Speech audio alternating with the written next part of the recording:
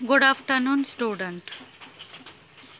Welcome to our English session. आपण Trees are the kindest thing I know या पोयमचे question and answer पाहत आहोत. आज आपण पुढील क्वेश्चन अँड आन्सर पाहणार आहोत. यातील 6 जो क्वेश्चन जो आहे तो म्हणजे think and write in your own words. Think म्हणजे विचार करा, राईट म्हणजे लिहा, इन युअर ओन वर्ड्स स्वतःच्या शब्दामध्ये लिहायचं आहे. यातील फर्स्ट क्वेश्चन जो आहे तो म्हणजे what living things can cause harm to one another, name any 5. म्हणजेच कोणत्या सजीव वस्तू एकमेकांना हानी पोहोचवू शकतात अशा कोणत्याही 5 सजीव वस्तूंची नावे लिहा.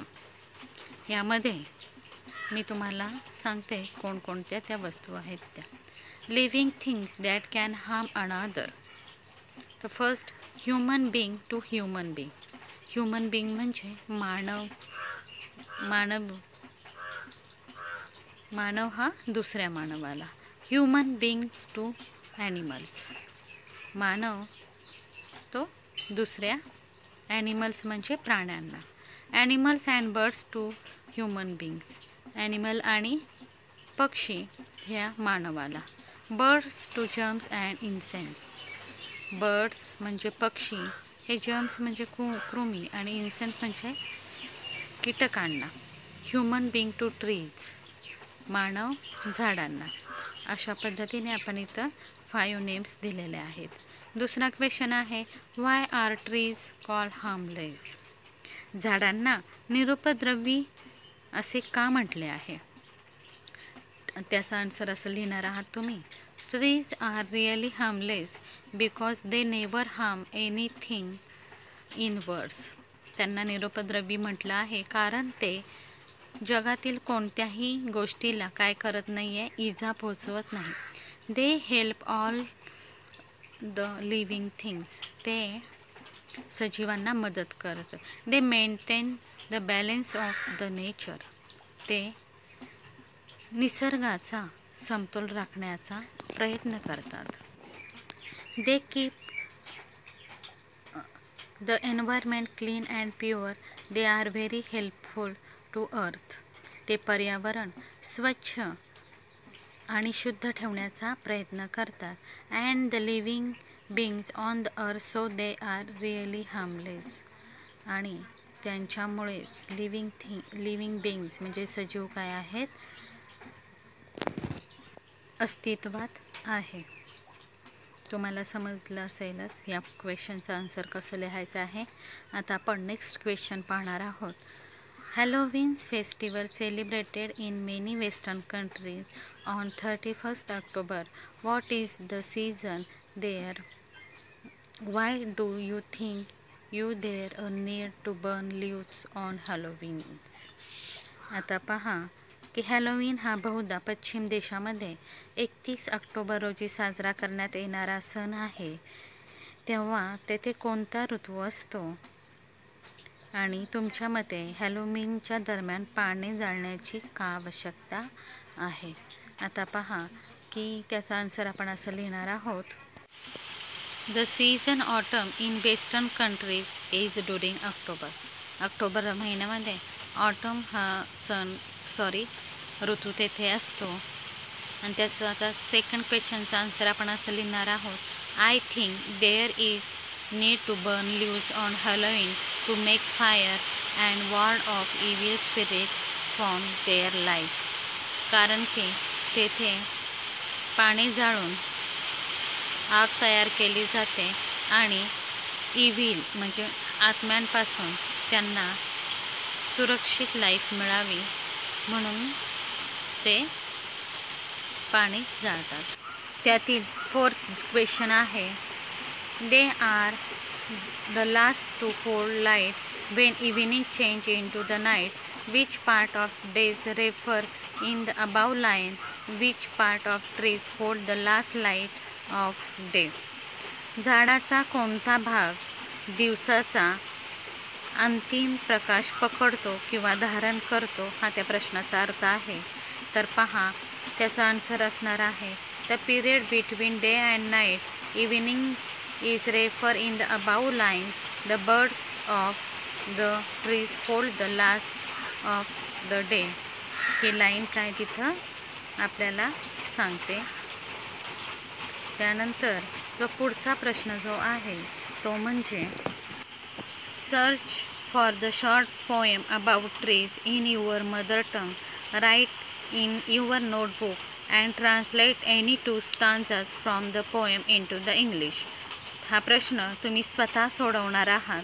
ह्या प्रश्नामध्ये तुम्हाला ट्रीजवरती तुमच्या मातृभाषेमध्ये कविता ही लिहून काढायची आहेत आणि त्याचं रूपांतर इंग्रजी पोयममध्ये करायचं आहे, म्हणजे ट्रान्सलेट इंटू द इंग्लिश करायचं आहे. मराठी पोयम जी आहे ती इंग्लिशमध्ये ट्रान्सफॉर्म करायची आहे.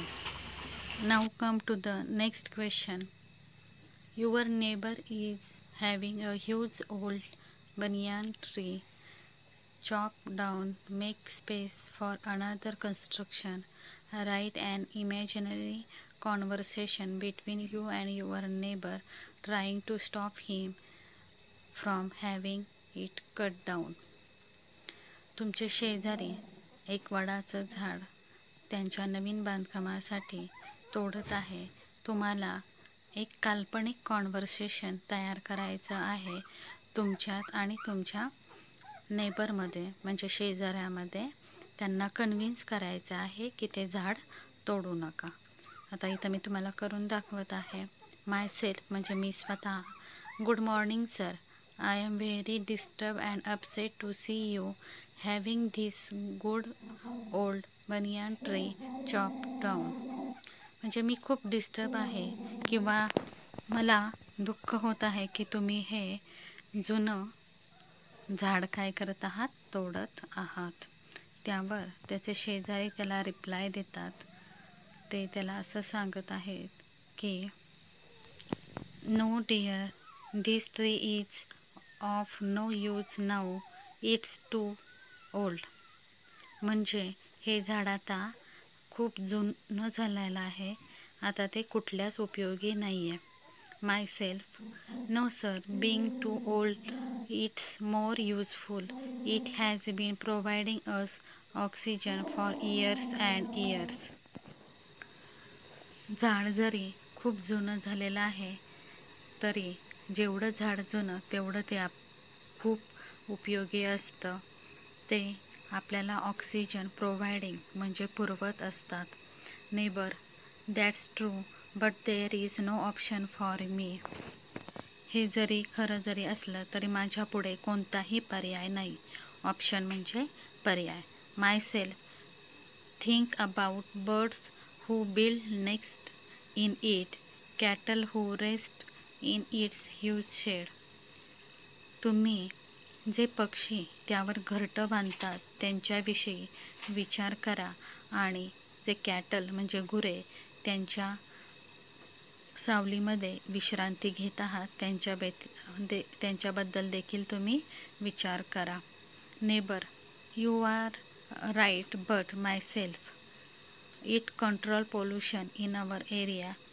हे झाड आपल्या एरिया म्हणजे प्रदेशातील काय करतं, प्रदूषणसुद्धा नियंत्रित करतं. Neighbour. Yes dear, you have open my eyes. यावर शेजारी म्हणतो तुझे म्हणणं खरं आहे, तू माझे डोळे उघडलेस. Myself. You can extend your construction at the back and save this tree. तुम्ही तुमचं कन्स्ट्रक्शन हे पाठीमागच्या साईडला सुद्धा बांधू शकता आणि हे झाड वाचवा. Neighbour. Sure my dear, now I understand its value. मला आता या झाडाचं मूल्य समजलं आहे. Myself. Oh that's great. Thanks sir for being so kind. यावर त्यांचा आभार मानत तुम्ही किती दयाळू आहात हे सांगितलेलं आहे. अशा पद्धतीने कॉन्व्हर्सेशन तयार करायचे आहे. हा तुमचा होमवर्क असणार आहे. हे कॉन्व्हर्सेशन आणि अगोदरचे प्रश्न मला तुम्ही लिहून पाठवायचे आहेत. ते नुसते लिहून नाही पाठवायचे, तर ते पाठ देखील करायचे आहेत. Thank you. See you again in our next English lecture.